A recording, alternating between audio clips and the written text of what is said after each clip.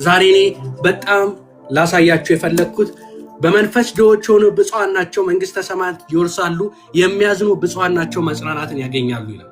መጽናናትን ያገኛሉ ማ የሚያዝኑ። የትኛው ሐዘን ነው? ምንድነው ሐዘን የሚለን? ብዙዎቻችን የሳትንበት ቦታ ነው ብዬ አስባለሁ። እግዚአብሔር ያብራልን። ምክንያቱም ሐዘን ሲል ምን አይነት ሐዘን ነው? መጽሐፍ ቅዱስን በእኛ ኮንቴክስት አይደለም የምንፈተው፣ እኛ በሚመቸን ሁኔታ አይደለም የምንፈተው፣ እኛ በተረዳነው ሁኔታ አይደለም። በመንፈስ ድሃ ማለት ምን ማለት ነው? የሚያዝን ማለት ምን አይነት ሐዘን ነው? መጽሐፍ ቅዱሳዊ ሐዘን ምንድን ነው? ገንዘብ ስናጣ ምናዝነው ነው? ቤተሰባችን ሲበጠበጥ ምናዝነው ነው? የሆነ ችግር ሲመጣብን ስራ ስንባረር ምናዝነው ነው? አይደለም፣ አይደለም፣ አይገናኝም። ይሄን የሚያደርግ መጽናናትን ያገኛል እያለ አይደለም።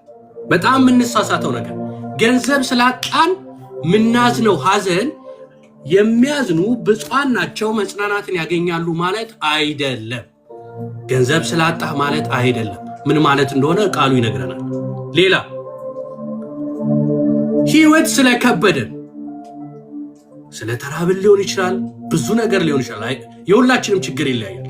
ህይወት ስለከበደን የምናዝነው ሐዘን ነው ወይ መጽናናትን ያገኛሉ ብሎ ጌታችን ኢየሱስ ክርስቶስ ያስተማራል። ይሄ ቃል ስለሱ ነው ወይ የሚያወራው ነው? ይሄ ቃል ስፔሲፊካሊ እሱን ነው ወይ የሚለው ነው? አይደለም፣ አይደለም። በእርግጥ አዝነን ስንሄድ ገንዘብ አተን የሆነ ነገር አዝነን ስንሄድ ቃሉን ስናየው ደስ ይለናል አይደል? በቃ እንደዛ ነው ማለት ነው። ኖ ኖ ኖ።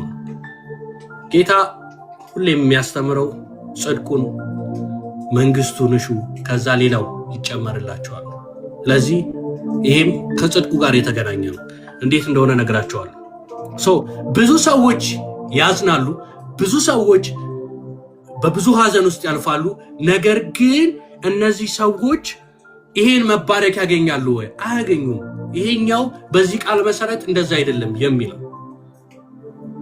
ስለዚህ ዲፕሬስድ ስለሆናችሁ በቃ ምንም ተስፋ ስለሌላችሁ በታላቅ ስብራት ውስጥ ስለሆናችሁ ማለት አይደለም።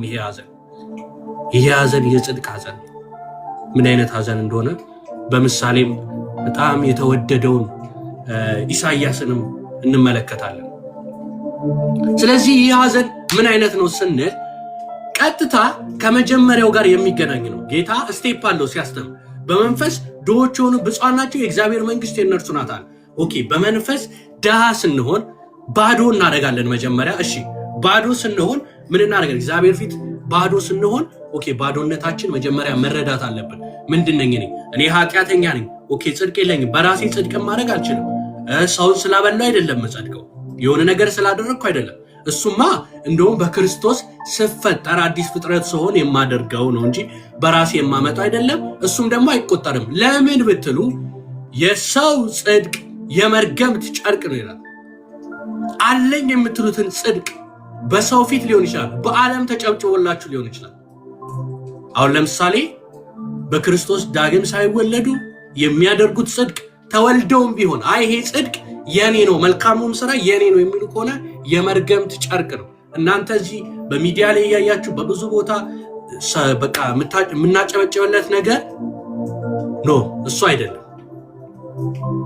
እሱ የኛ ጽድቅ ብለን ከወሰድነው የመርገምት ጨርቅ ነው። ምን ማለት ነው? ባዶ ነኝ እኔ። ጽድቄ ማን ነው እንዳንረሳ? ኢየሱስ ነው። ጽድቄ የት ነው? መስቀል ላይ ነው። ኃጢአቴ እዛ ነው የተጨረሰው። አሁን ያለህ ጽድቅ ምንድነው ስል ትናንትና እኮ እግዚአብሔርን ቃል አካፍያለሁ፣ ወንጌል ሰብኬያለሁ፣ 1000 ሰው ነው ያበላሁት ምናምን ዜሮ። እሱማ ዳግም ስለተወለድኩ ክርስቶስ በመንፈስ ቅዱስ የሰጠኝ ማንነት እንጂ የኔ ጽድቅ አይደለም። ስለዚህ በመንፈስ ድሃ ምንድነው ማለት ነው? ጌታ ሆይ እኔ ባዶ ነኝ። እሺ፣ ባዶ ነኝ ሲል ምኑን ያውቃል? ኃጢአተኝነቱን ያውቃል። ከዛስ ጽድቅ እንደሚያስፈልገው ያውቃል አይደል? ኃጢአተኝነቱን ሲያውቅ ኦኬ፣ ባዶነት አለ ማለት ነው። ይሄ ነፍሳችን ባዶ የሆነ ማንነት አለ። ያን የሚሞላ ያስፈልገዋል ማለት ነው። ያን ካወቀ በኋላ ምን ያደርጋል? ሰው ቀጥሮ ያዝናል። ኃጢአተኛ እንደሆነ ያልገባው ሰው፣ ጽድቅ እንደሚያስፈልገው ያልገባው ሰው፣ የእግዚአብሔርን ጽድቅ ያላየ ሰው አያዝንም። መጀመሪያ ባዶነቱን ሲያቅ ምን ያደርጋል? ያዝናል። ስቴፕ አለው። ጌታ ዝም ብሎ አይደለም የሚያስተምረው። ስለዚህ ካዘነ በመንፈስ ድሃ ከሆነ በኋላ ባዶ ነኝ ካለ በኋላ ምን ያደርጋል? ይሄ ሰው ባዶ መሆኑን ሲያቅ ያዝናል። ይሄ ሐዘን የምንድን ነው ስትሉ በደለኛ መሆኔን ሳይ የእግዚአብሔርን ጽድቅ ሳይ የማዝነው ሐዘን ነው። በፍጹም ገንዘብ ስናጣ የምናዝነው ሐዘን አይደለም። ህይወት ሲከብደን የምናዝነው ሐዘን አይደለም። ይሄ ነው ሐዘኑ። ስለዚህ ምንድነው የመጀመሪያው ነገር ስንል ቁጥር 3 ላይ በመንፈስ ድሃ መንፈሴ ባዶ እንደሆነ ተረዳው ማለት ነው። ውስጤ ባዶ እንደሆነ አንድ አካል ሊሞላልኝ የሚያስፈልግ እንዳለ ተረዳው። ከዛ ቀጣይ ምን ይወጣል? አዝናለሁ ማለት ነው። ምንን? ኃጢአቴን ሳይ፣ ያለውበትን ሁኔታ ሳይ፣ ይሄ የተሰበረውን የወደቀውን ዓለም ሳይ አዝናለሁ። በዙሪያ የሚሰራውን አመጽ ሳይ አዝናለሁ። የራሴን አመጻ ሳይ አዝናለሁ። ይሄ ነው መጽሐፍ ቅዱስ የሚለው። ሲረበን የምናዝነው አይደለም። ይህ ጽድቅ ጉዳይ ነው። ዛሬ ብንበላ ምግብ ነገ እንራባለን። እስከ ዘላለም አያጠግብም። የእግዚአብሔር ጽድቅ ግን ክርስቶስን የበላ የጠጣ ግን ለዘላለም የጠገበ ነው። ለዘላለም እረፍት ውስጥ ያለ መጽሐፍ ቅዱስ በዚህ በታችኛው ዓለም ሌቭል አያወራም። ሁሌ አንድ ስቴፕ ከፍ ያለ ነው። ለምን ብትሉ ይሄ ቃል የገባን በመንፈስ ቅዱስ ኃይል ነው። እንዲሁ አንብበንማ የሚያዝኑ ብፁዓን ናቸው መጽናናትን ያገኛሉ። በቃ ዛሬ ህይወቴ ከብዶኛል፣ የሆነ ነገር ሆኗል፣ ወይቴ ኪሳዝን እጽናናለሁ አይደለም አይልም። ጌታ ሊያስተምረን የመጣው የላይኛው ነው።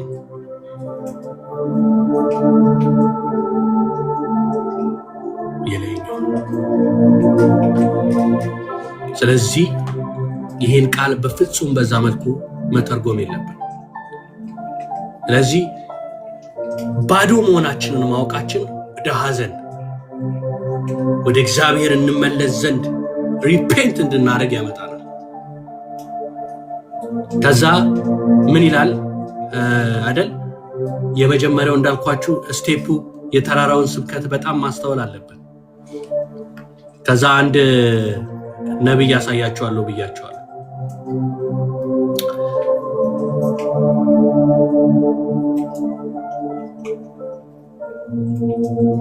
አንድ የምንሳሳተውን ስህተት እናስተውል። የመጀመሪያዋን መንፈሳችን ባዶ መሆኑን እኛ ውስጣችን ባዶ መሆኑን ካልተረዳን ይውላችሁ እግዚአብሔር ጽድቅ የሚያስፈልገን ማለት ነው። ሁሌ ነው መራብ ያለብን። ጴንጤ ሆኛለሁ አንዴ ጸልያለሁ አለቀ ምናምን አይደለም። አዎ ድነናል፣ ግን ልንራብ ይገባል። ሁሌ በትህትና ጌታ ሆይ ያላንተ ባዶ ነኝ ብለን በእግሩ ስር ልንበረከክ ይገባል። ወተን ዘራፍ ምናምን ማለት አይደለም። በእግዚአብሔር ፊት ራሳችንን ካዋረድን፣ በእግዚአብሔር ፊት ዝቅ ካልን ራሱ ከፍ ያደርገናል። በሰው ፊትም ዘራፍ እኔ በቃ እንዲህ ነኝ ብለን እግዚአብሔር ፊትም ዘራፍ እኔ ጴንጤ ነኝ ብለን አይሆንም። እግዚአብሔር ፊት ሄደን ባዶ ነን። መቼ? ዕለት ዕለት። የምንሳሳተው ምንድነው? የመጀመሪያውን አሁን አላውቅም። በዚህ ምናልባት ክርስቶስን የማታውቁ ሰዎች ያላችሁ ትልቁ ችግር ምንድነው? መጀመሪያ ባዶነታችን አለማወቅ።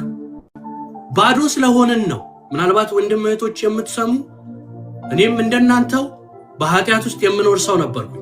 ያቺ የነፍሳችን ባዶነት ወደ ምን ይወስደናል? ወደ ዓለም የምንበላውን ፍለጋ። ከምግብ ሊጀምር ይችላል። ኃጢአትን እንደ ውሃ እንጠጣለን። ለምን ብትሉ ስጋችን ያስደስቷል። ስለዚህ ያቺ የጎደለችው ባዶ ማንነታችን፣ ባዶ የሆነው ነገራችን ለመሙላት ብለን ኃጢአትን እንጨልጣለን። ምድር ላይ እንቅበዘበዛለን። ገንዘብ አሁን እንዲያርጌ በዚህ በኩል ገብቼ ብለን ዝም ብለን ባክነን እንሞታለን። ዝም ብለን እየባከን እንኖራለን። አያጠግበውም። እሱ ምድራዊው ነገር አያጠግብ። ጥያቄው የሰማይ ጥያቄ ነው። ለምን እስትንፋስን እፍ ብሎ ሲፈጥር ከመሬት አፈር ያበጀ ጌታ ራሱ ካልመጣ በስተቀር ያን ረሃባችሁን ሊያጠግብ የሚችል የለም። እሱን ካላወቃችሁ ወደዚህ ሐዘን አትመጡ። ካላዘናችሁ ደግሞ መጽናናትን አታገኙ። የርኅራኄ አባት የመጽናናት ሁሉ አምላክ ከሆነው ዘንድ መጽናናትን አታገኙ። መጽናናትን ለማግኘት መጀመሪያ ጌታ ሆይ እኔ በደለኛ ነኝ፣ አይ በራሴ ህይወትን ከዚህ ሰዓት ጀምሮ ማቆም አለብኝ ምኖረው፣ አይ ካሁን በኋላ ካንተ ጋር ነው መኖር ማለብኝ። ማለዳ ስነሳ ጌታ ሆይ አንተ አብረኸኝ ሁን፣ እኔ ያላንተ አልችልም ብዬ ካልጀመርኩኝ ምን ዋጋ አለኝ? ታስፈልገኛለህ፣ እበድልሃለሁ፣ አስተውዬም ሳላስተውል ምሕረት ያስፈልገኛል። ዛሬም እመለሳለሁ፣ ነገም እመለሳለሁ። ይህን ህይወት ካልኖርን ምን ዋጋ አለው? ይህን ካላየን ወደ ሐዘን አያመጣ ነው ወገኖች። ጴንጤ፣ ኦርቶዶክስ፣ ካቶሊክ ምናምን አያድንም። በመጽሐፍ ቅዱስ መሰረት ሌላ ነገር ካለ ሊያድናችሁ ይችላል። የሚያድነው ራሱ ኢየሱስ ብቻ ነው። ሃይማኖቱን ስለሆንኩ የኔ እናትና አባት ጴንጤ ስለሆኑ ከዛ አይ እኔ ጴንጤ ነኝ ብዬ ዝም ብዬ ደቀ መዝሙሩ ሳልሆን እንደ ጌታ እንዳስተማሪ ሳልሆን ዝም ብዬ ብንዘዋዘው አልድንም። ሃይማኖትን አልሰጠኝም ህይወትን እንጂ። ኢየሱስ ምን አለ? እኔ መንገድ፣ እውነት፣ ህይወት ነኝ።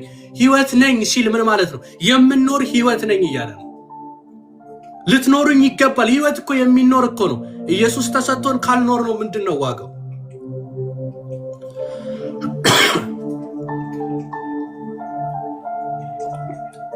ኃጢአት አንሰራም ማለት ነው አይደለም። አንወድቅም ማለት ነው አይደለም። በጣም ደካማ አንሆንም አይደለም። ልንሆን እንችላለን። ነገር ግን ምን አለ? አባት ሆይ ይቅር በለኝ የሚል ህይወት አለ። ኢየሱስ ሆይ ማረኝ የሚል ህይወት አለ። እኔ የአባቴ ሃይማኖት ይሄ ነው፣ ከዚህ ሃይማኖት ነው የመጣሁት። ቤተሰቦቼ ይገርማል፣ አባቶቼ፣ ዘሬ አትገባም በዚህ።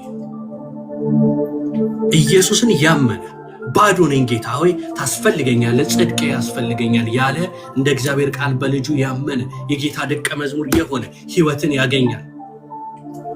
ከዛ ውጪ ግን ደስ ሊለን ይችላል፣ ለጊዜው ሊጨበጨብልን ይችላል። የእግዚአብሔር ቃል ግን ያን አስተምረንም። እኔ መንገድ፣ እውነት፣ ህይወት ነኝ፣ በእኔ በቀር ካልሆነ ወደ አብ መምጣት አይቻልም ማለት።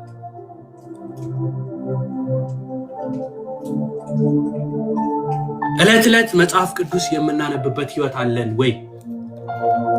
እኔ ሳላነብ ቀርቼ ማቅበት ቀን አለ። በጣም ብዙ ሳምንታት ቆይቼ አውቃለሁ፣ ደክሜ አውቃለሁ። ይሄ ማለት ግን አይ ጌታ ያስፈልገኝም ብዬ ነው ወይ? አይደለም። ምህረትን እጠይቃለሁ። ልክ እንዳልሆነ ህይወቴ ሁሌ ይወቅሰኛል። ማን የሚባል ህይወትን የምሰጥ ክርስቶስን የሚያከብር መንፈስ ቅዱስ የሚባል ስደክም የሚያነሳኝ ወደ ጸጋው ዙፋን የሚያቀርበኝ ምን አለ? መንፈስ አለ ውስጤ። ያ ከሌለስ ኃጢአትን እንደፈለግኩ እየጠጣው መጽሐፍ ቅዱሴን ሳላነብ ሳልጸልይ ምንም ካልመሰለኝስ መጠየቅ አለብኝ። መድከም ነው፣ እንደክማለን። ማይደክም የለም። እኔ ጀግና ነኝ፣ እኔ በቃ እንዲህ ነኝ ምናምን የሚል ካለ አላውቅም። እንግዲህ እንደክማለን። ግን ለደካማው ብርታትን የሚሰጣል፣ ለዛለው ጉልበትን የሚጨምራል። እግዚአብሔርን በመተማመን የሚጠብቅ ሁሌም ኃይላቸውን ያድሳሉ ተብሎ እንደተጻፈ። ስለዚህ በአባትና በእናቴ ሃይማኖት ዝም ብዬ ስለተቀበልኩት የእግዚአብሔርን መንግስት ወርሳለሁ ማለት አይደለም። የቱ ጋርም አይለኝም። ኦኬ የሚያድን ከሌም ይባላል፣ በከሌም በኩል መቅረብ ይቻላል ሲለኝ ኦኬ የእግዚአብሔር ቃል ቦታው ሚለው አለ። አይ አባቶችን ጠይቅ፣ እናቶችን ጠይቅ፣ እከሌን ጠይቅ፣ አንተስ? እኔ አላውቅም። የተሰጠኝ ህይወት ለኔ እንጂ ለእናትና ለአባቴ አይደለም። በግል ነው ክርስቶስ የሚያቀኝ። መንግስተ ሰማይ ሲሄድ እናትና አባቴ እዛ እናትና አባቴ ይሆናሉ እንዴ? አይሆንም። ወንድምና እህቴ እኮ ነው የሚሆኑት። ስለዚህ ቤተሰብ በሰጠኝ ህይወት አይደለም ጽድቄ። የተሰጠኝን እንደነ ጢሞቴዎስ ከጠበቅኩ ነው። ከአያቴ የወረስከውን አይቻለሁ እንዳለው ጳውሎስ። ያንን ከነ ካራክተሩ ያን ህይወት ተቀብሎ ሲይዝ ያን ህይወት ሲኖር ለምን? እውነት ህይወት መንገድ ነኝ። የህይወት እንጀራ ነኝ። የምበላ ነኝ። በየቀኑ የምበላ ነኝ ያለ ጌታ ነው። ስለዚህ ባዶ መሆናችንን ማየት አለብን። አይ እናትና አባቴ የሰጡኝ ሃይማኖት ነው፣ ምን አገባህ፣ የራስ ጉዳይ፣ ወደዛ ሂድ፣ እንደዚህ ሁን፣ በትዕቢት ምንኖረው ሲወት አይፈልግም። ጌታ የሚፈልገው ምንድነው? ዳውን። ምኑን ነው የሚፈልገው? የሚያዝነውን። ምኑን ነው የሚፈልገው? የዋውን። የትኛው ነው የሚፈልገው? ጽድቅን የሚራበውን፣ ምህረትን የሚያደርጉ፣ ልባቸው ንጹህ የሆነውን፣ ሰላምን የሚያወርዱትን ነው የሚፈልገው። እነዚህ ናቸው። ይሄ ማንነት ውስጥ ያለው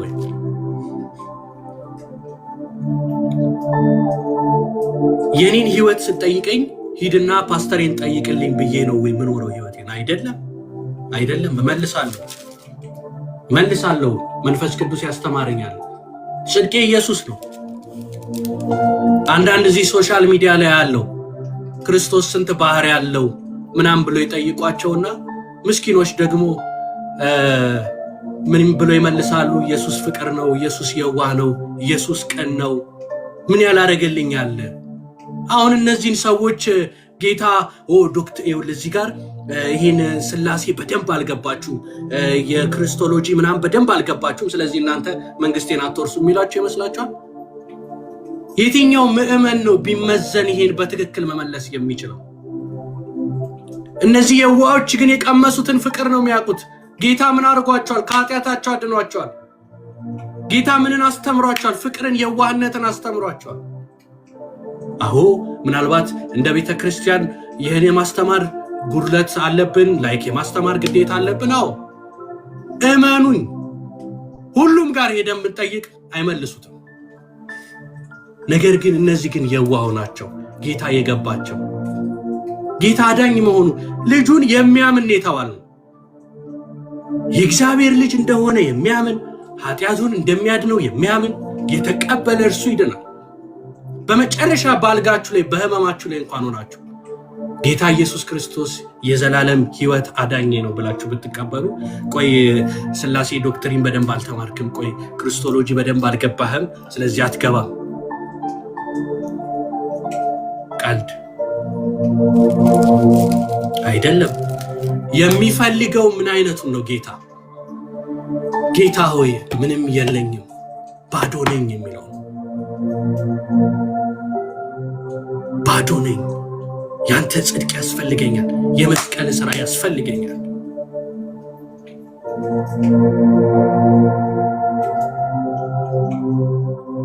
ምናልባት የምትጨነቁ ካላችሁ ይሄ ትምህርት አልገባኝም፣ ይሄ ትምህርት አይገባኝም፣ ሲያስተምሩት እንትኑ በቃ እኔ ስላሴን ሲጀመር ሙሉ ለሙሉ ድብን አድርጎ የገባው ሰው ካለ ይገርመኛል። እግዚአብሔርን አውቃለሁ እያለ እኮ ነው ሙሉ ለሙሉ። የለም እንዴ የኛ አምላክ በዚህ ትንሽ ያይምሮ የሚመረመር አይደለም።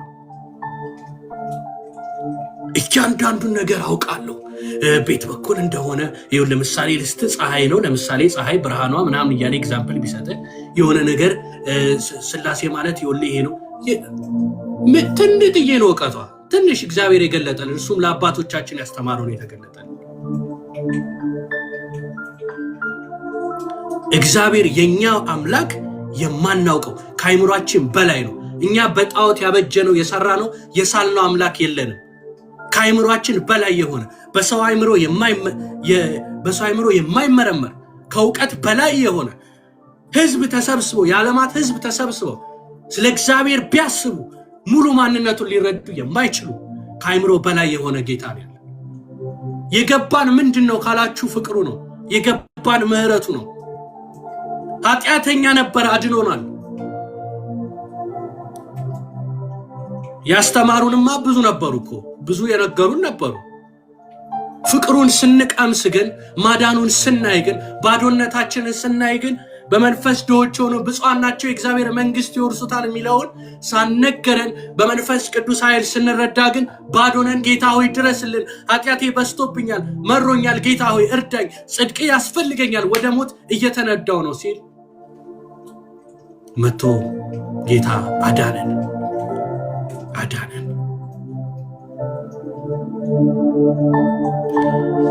በእግዚአብሔር ዘንድ እንጠየቅበታለን ለምናረገው ሁሉ። የዋሆች ላይ፣ ምስኪኖች ላይ፣ ቅኖች ላይ ለምናሾፍበት ሁሉ እግዚአብሔር ይጠይቃል።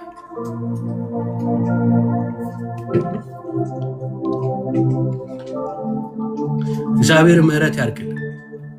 ስለዚህ እነዚህ ሰዎች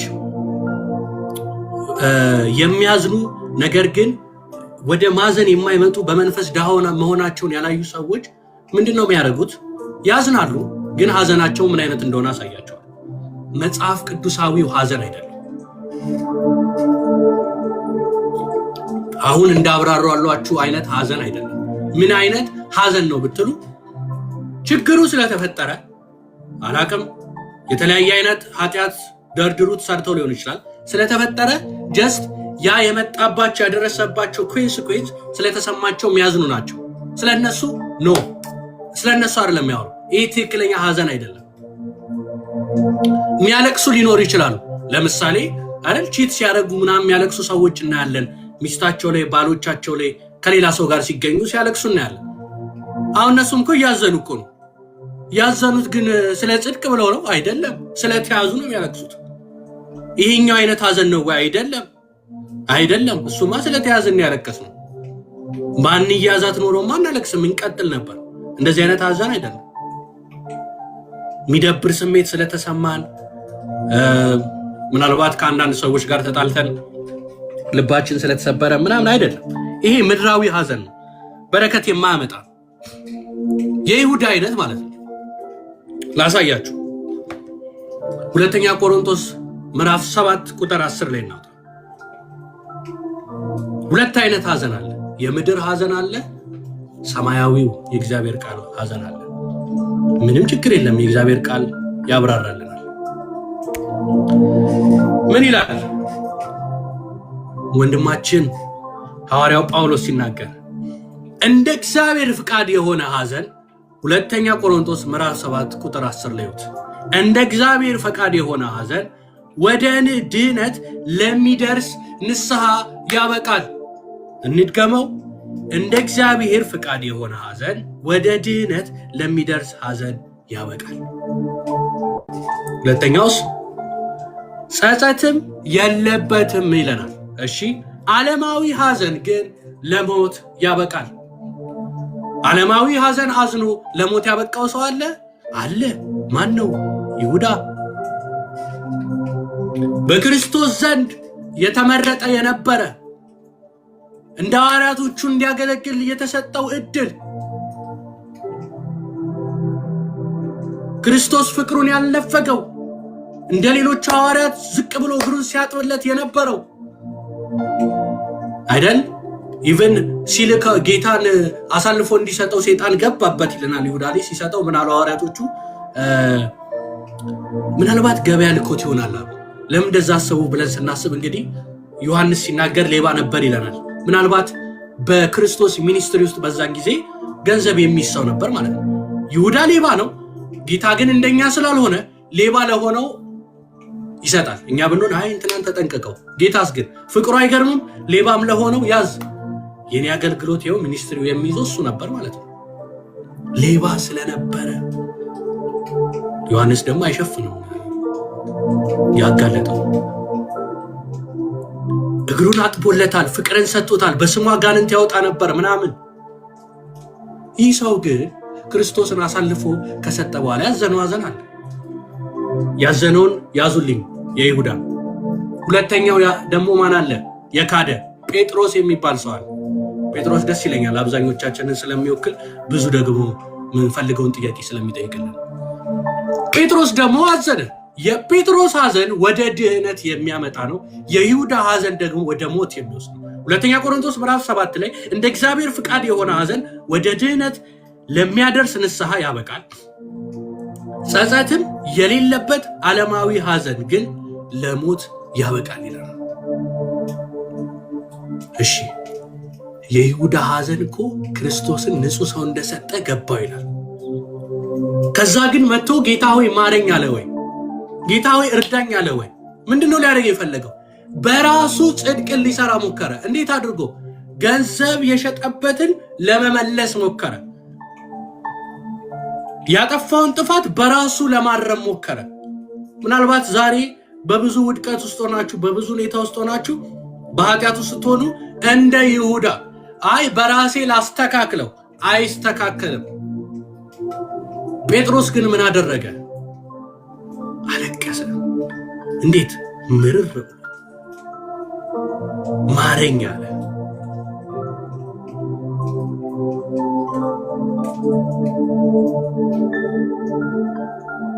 ሶስቴ ካደው አንዴ ከካደው ይልቅ ተነሳ። ለምን?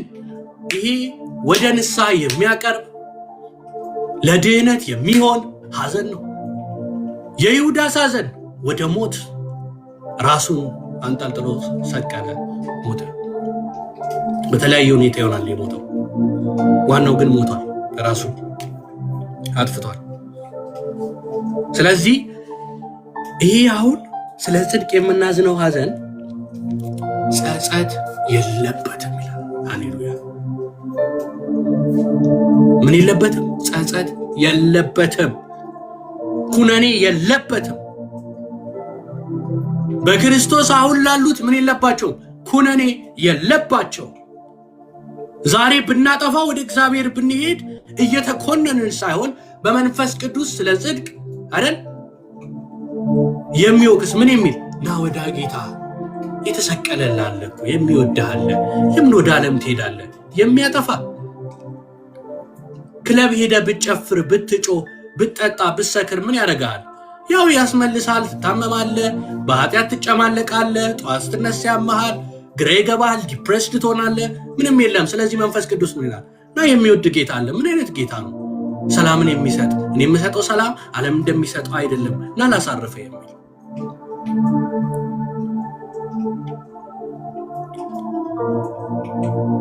ከነ ኃጢአታችን የሚቀበል ጌታ አለ። ከክለብ በኋላ ብትንበረከክ አቤት የሚል ጌታ አለ ሳይንቅ። ጌታ የመጣው ለኃጢአተኞች ነው፣ ለጻድቃን አይደለም። ሲውል የነበረው ከኃጢአተኞች ነው።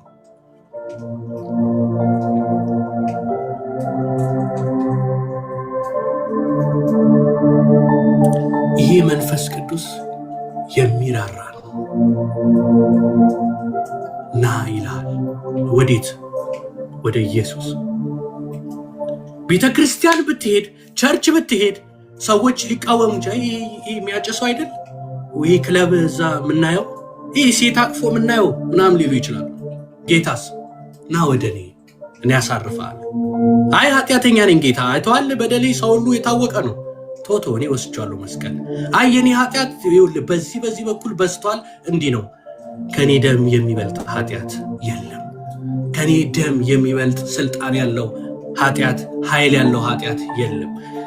የኢየሱስ ክርስቶስ ደም የኛን ኃጢአት ብቻ ሳይሆን የዓለምን ሁሉ ኃጢአት የሚያጥብ ነው። የትኛውን ኃጢአት? ዓለም ሁሉ ቢቀበሉ የዓለምን ሁሉ የቢሊዮኑን ሕዝብ ማጠብ የሚችል። ለምን? ክርስቶስ በመስቀል ላይ ሆኖ ኃጢአትን፣ ሞትንና ሰይጣንን ድል ነስቷል። ሞት ተሸንፏል፣ ኃጢአት ተሸንፏል። ክርስቶስን ሊያገኘው አልቻለም። ስለዚህ ምን ያደርጋል? ያንተን ኃጢአት ይወስድና ጽድቁን ይሰጥሃል። ተፈትኖ አልፏል። በነገር ሁሉ ተፈትኗል። ከምን? ከኃጢአት በስተቀር አንዳችም ኃጢአት አልሰራም።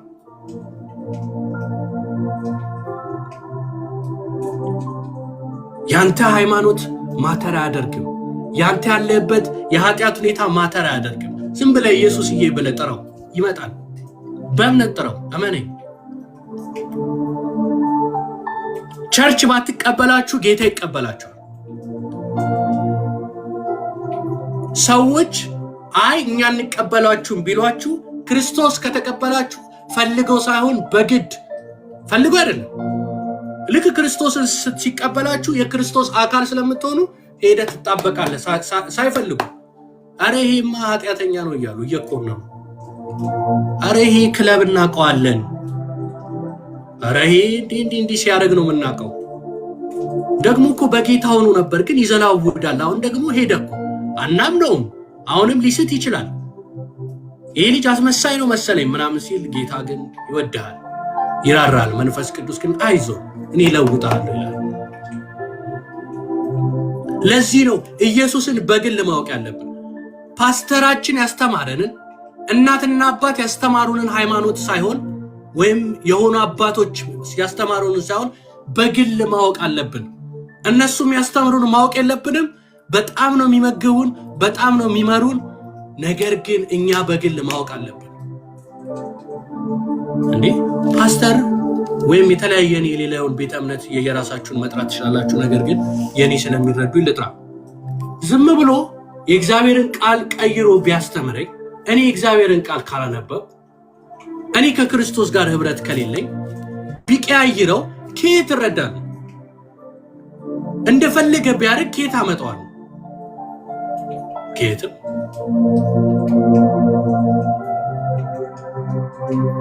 አይምሮዬን እንደፈለገ አድርጎ ቢሰራውስ? ኖ ራሴ ከጌታ ጋር መማር አለብኝ። ከጌታ ጋር ራሴ መማር አለብኝ።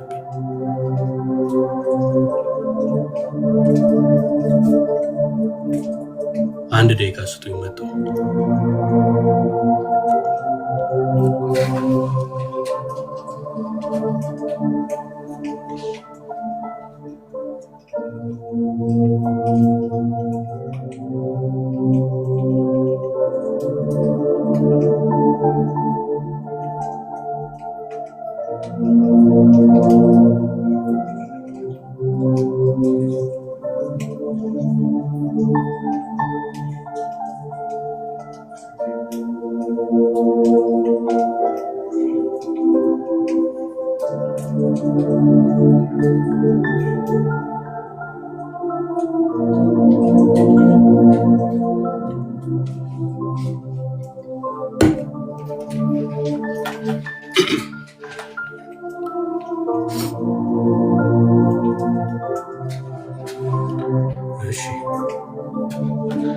መልካም የመንፈስ ፍሬ ያላችሁ ጌታ ይመስገን። እሺ ስለዚህ ወደ ወንድማችን እንሂድ፣ ወደ ነብዩ። ስለዚህ ሁለተኛ ቆሮንቶስ ምዕራፍ 7 ቁጥር 10 እንዳትረሱት። የይሁዳ አይነት ሐዘን ያለ ለውጥ ነው፣ ያለ ለውጥ ነው። ይሄ እንባ የመጣው ይሄ ሐዘን የመጣው ዝም ብሎ ያለ ለውጥ የሆነ ነው። እሺ እንቀጥል። ከዛ ምን ያደርጋሉ? ራሳቸውን ኮምፔር ያደርጋሉ ከሰዎች ጋር ኮምፔር ያደርጋሉ። ምን ያደርጋሉ? እነዚህ ሰዎች ከመመለስ ይልቅ ወደ ኃጢአት ከኃጢአታቸው ከመመለስ ይልቅ ምን ያደርጋሉ? አይ ያን ያህል እኔ ኃጢአተኛ አይደለሁም፣ አይ እኔ ያን ያህል ከእንትና አንጻር አጠገቤ ካሉ ሰዎች አንጻር ከነሱ አንጻር ምን አይደለሁም፣ ኃጢአተኛ አይደለሁም ይላሉ።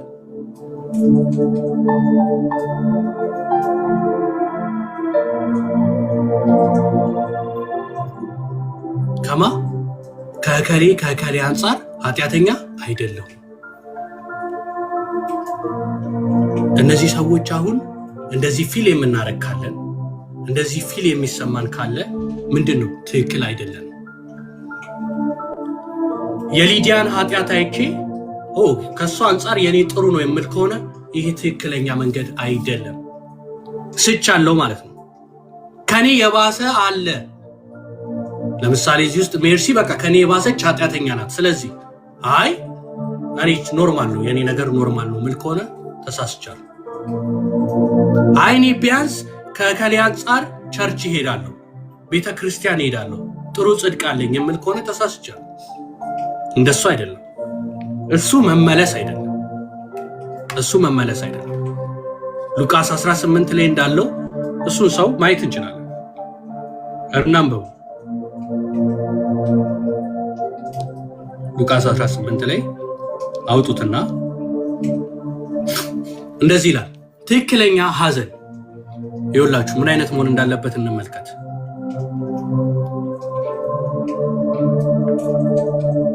እሺ ይኸው እንዲህ ይላል ከቁጥር 9 ጀምሮ ሉቃስ 18 ቁጥር 9 ጀምሮ እንዲህ ይላል።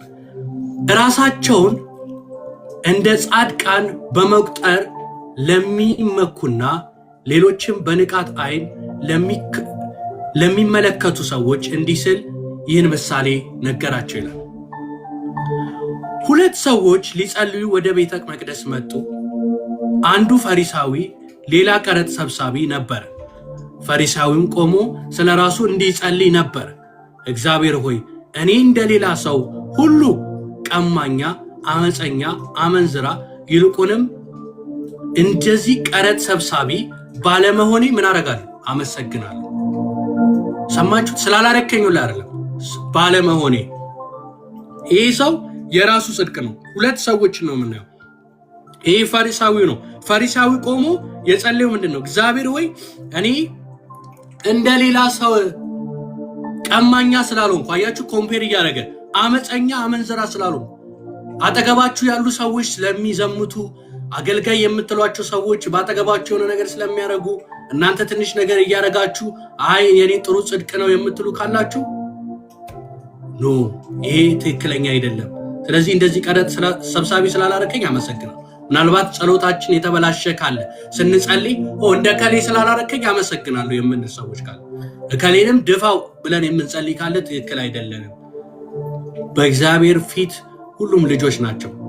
እግዚአብሔር የተቀበላቸው፣ እግዚአብሔር ክርስቶስን የተቀበሉ ሁሉ በእግዚአብሔር ፊት ልጆች ናቸው። ዓለም ደግሞ እያንዳንዱ ምንድነው? ፍጥረት ናቸው አይደል? ስለዚህ ያም ሰው እንዲድን ይፈልጋል እግዚአብሔር። ሁሉም እንዲድን ነው። ሁለተኛ አንደኛ ጢሞቴዎስ ምዕራፍ 2 ላይ ይመስለኛል የእግዚአብሔር ሐሳብ ሁሉም በክርስቶስ አምኖ እንዲድን ነው፣ ወደ መዳን እንዲመጡ ነው። ስለዚህ የሚደፋው ሰው የለም። ድፋልኝ ተብሎ አይጸልይም፣ እንዲያርግልኝ ተብሎ አይጸልይም። ደግሞ እንደዚህ ሰው ስላላረከኝ ተብሎ አይጸልይም። እንደ ከሊት ስላላረከኝ፣ የሰውን መከራ አይተን፣ የሰውን ችግር አይተን እንደዚህ ሰው ስላላረከኝ ብንል ትክክል አይደለም። ቀረጥ ሰብሳቢውን ግን ተመልኩት። ቀረጥ ሰብሳቢ ማለት ምንድነው? ኃጢአተኛ ነው፣ በአይሁድ ዘንድ የተገለለ ነው። ምክንያቱም ለምንድነው ብትሉ ይሄ ሰውዬ ምንድነው? ከሮማውያን ጋር ሞር እንደሚተባበር ሰው ነው የሚታየው። ቀረጥ ሲሰበስብ ለራሱ ምናምን ይወስዳል። ቀማኛ ነው ነው ለራሱ ይወስዳል።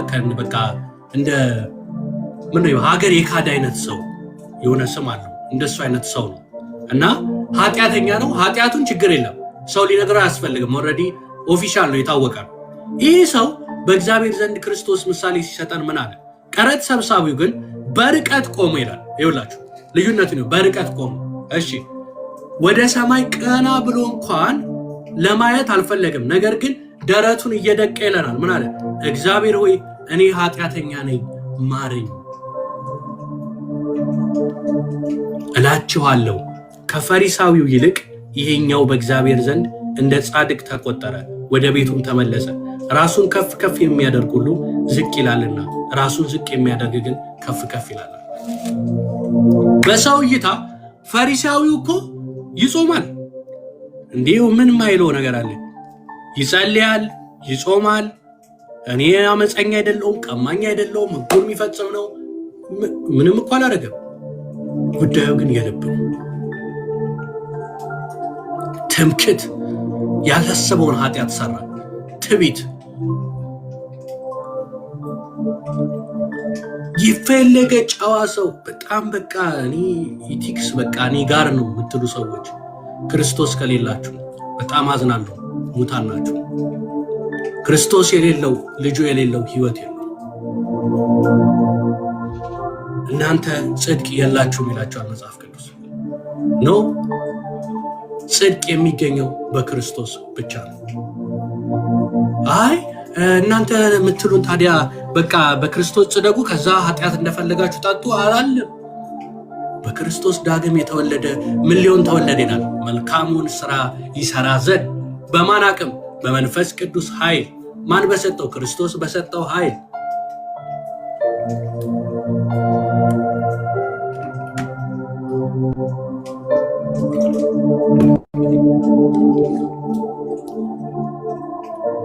ስለዚህ እኛ ለመጽደቅ አይደለም ኃጢአት ነው ጽድቅን የምንሰራው፣ ስለ ጸደቅ። ያ ነው ልዩነቱ። ኃጢአተኛ ነበረን፣ አጽድቆ ጽድቅን የሚያሰራን ጌታ አለ። በደለኛ ነበረን፣ በደላችንን መተላለፋችንን ትቶ መልካሙን ስራ እንድንሰራ የሚያኖረን ጌታ አለ።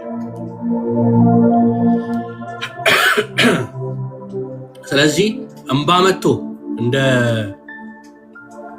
ይሁዳ አይነት ለውጥ የሌለው እንባ ሞት ነው።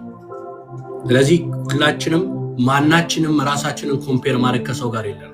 የኔ ጽድቅ ይሻላል እኛ የምናየው ከማን አንጻር እንደሆነ ኢሳይያስ በደንብ ያስተምረናል። አይናችንን ነው የሚከፍተው ኢሳይያስ። አሁንም ነግራችሁ ለዚህ ነው የእግዚአብሔርን ቃል ራሳችን መንፈስ ቅዱስ አስተምረን ስንለው ያበራልናል። ኢሳይያስ 6ን ላነብላችሁ። ስለዚህ አውርተን እንጨርሳለን። እቺን በደንብ አዳምጧት። አይ ቲንክ ለህይወታችሁ በክርስትና ህይወታችሁ ሁሌም በቃ መርሳት የሌለባችሁ ነገር ቢኖር ይሄ ነው። አብዛኞቻችን የምንሸወድበት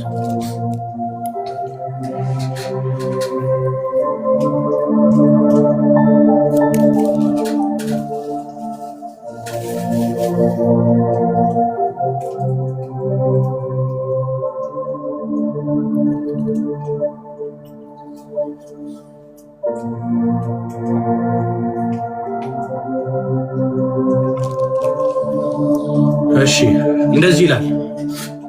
አውጡት። ኢሳይያስ 6ን ያላችሁ አውጡትና እናነበው። ፕሪንሲፕል ነው ይሄ፣ ሁሌም እንዳትረሱ በህይወታችሁ። ኢሳይያስ 6 እንዲህ ይላል። በጌታ በኢየሱስ ስም አነበዋለሁ።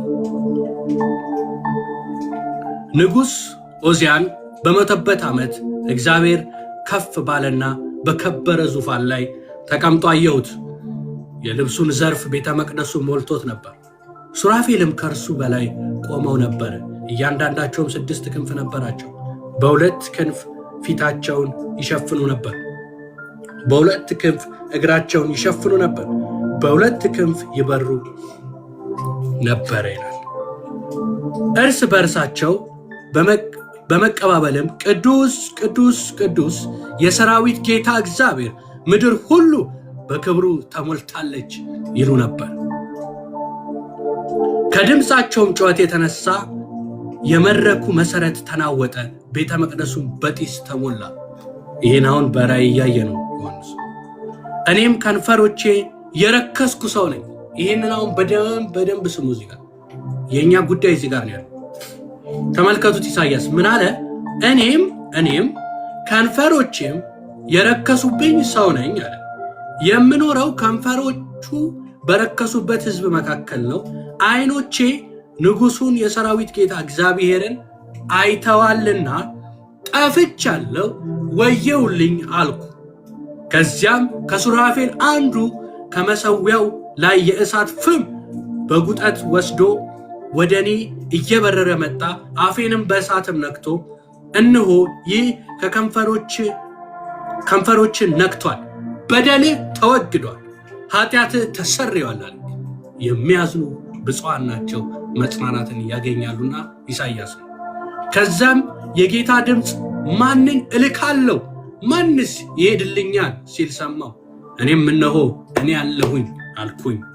እርሱም እንዲህ አለ፣ ወደዚህ ሕዝብ ሂድ፣ መስማትስ ትሰማላችሁ፣ ነገር ግን አታስተውሉም፣ ማየትስ ታያላችሁ፣ ነገር ግን ልብ አትሉም ብለህ ንገራቸው። የዚህ ሕዝብ ልብ አንዳንድ ጆሮአቸውን ድፈን፣ ዓይኖቻቸውንም ክደን። ይህ ካልሆነ በዓይኖቻቸው አይተው በጆሮቻቸው ሰምተው በልባቸው አስተውለው በመመለስ ይፈወሳሉ። እኔም ጌታ ሆይ ይህ የሚሆነው እስከ መች ነው አልኩት።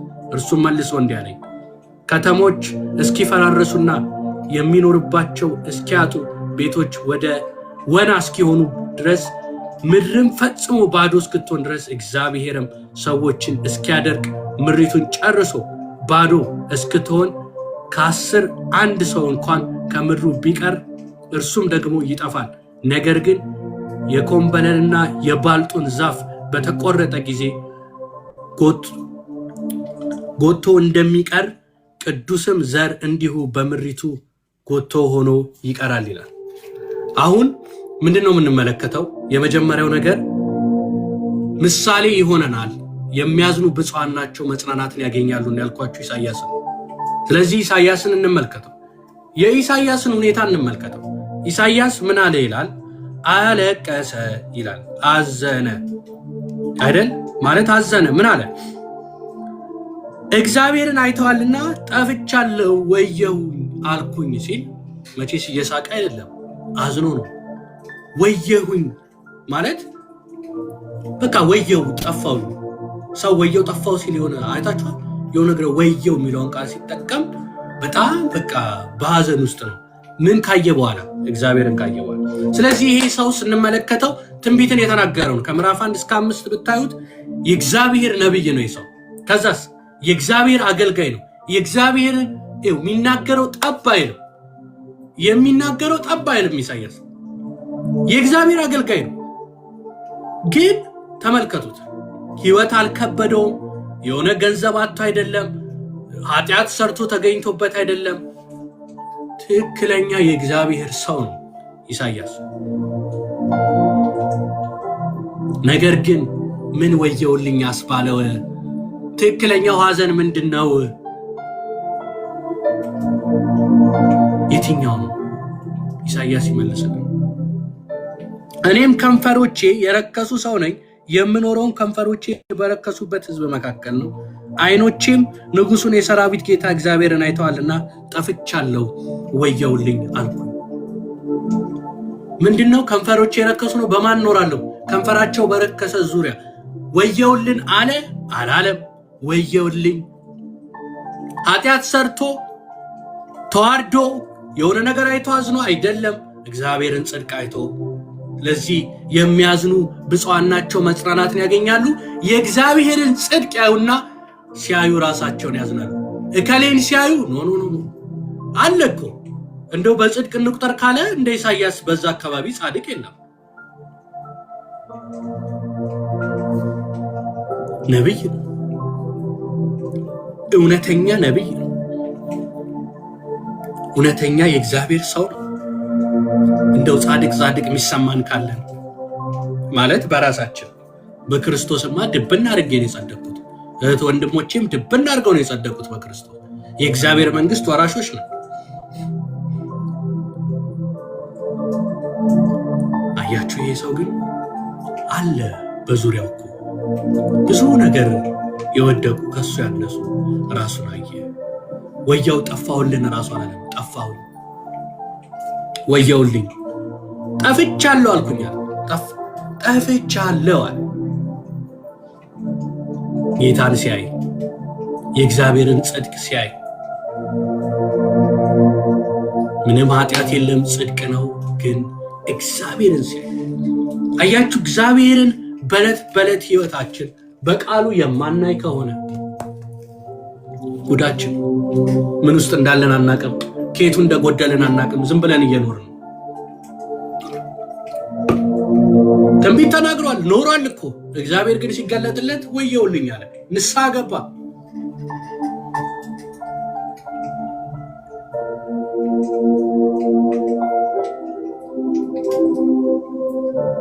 ወየውልን አላለም።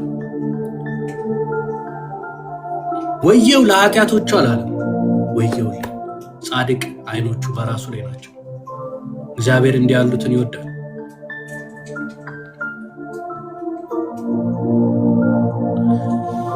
ግን ወየውልኝ አለ አይደል? ጠፋሁኝ አለው አለ።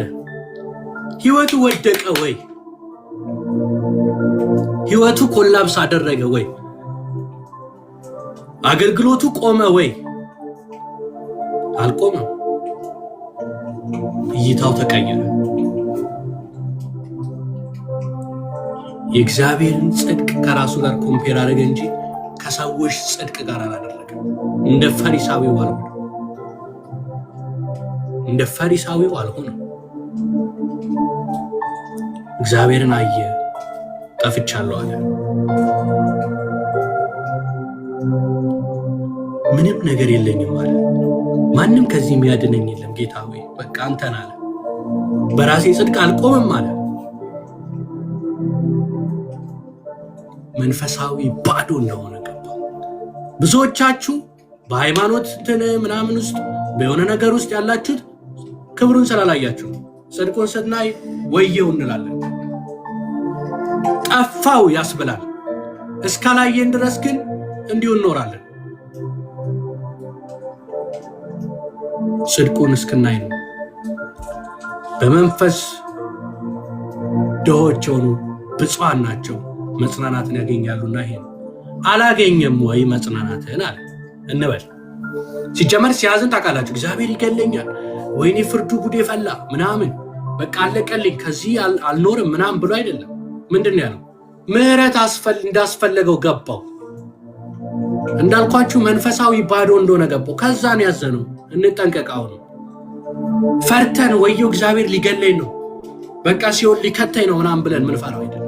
ጽድቁን እናይና ይህ ህይወት እኮ አይገባው፣ እኔ አሁን በሱ ፊት መቆም ይገባኛል፣ ይህ ህይወት ይገባኛል የምንለው በጣም ደስ የሚለኝ። ከዚያ ከሱራፌል አንዱ ምን ይላል? ከመሰዊያው ላይ የእሳት ፍም በጉጠት ወስዶ ወደ እኔ እየበረረ መጣ ይላል። ከዛ ምን አደረገው?